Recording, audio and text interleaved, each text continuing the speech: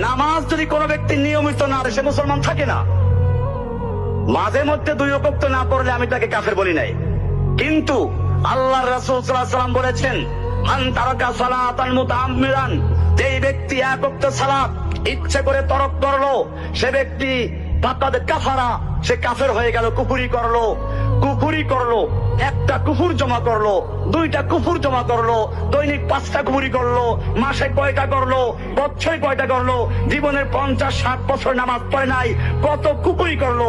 ওই বেটা 1টা-2টা টাকা জমা করতে করতে একজন লোক টাকা ওয়ালা হয়ে যায়। ঠিক এরকম ভাবে যে কুফরি জমা করতে করতে কাফের ওয়ালা হয়ে যায়, সে ব্যক্তি কাফের হয়ে যায়।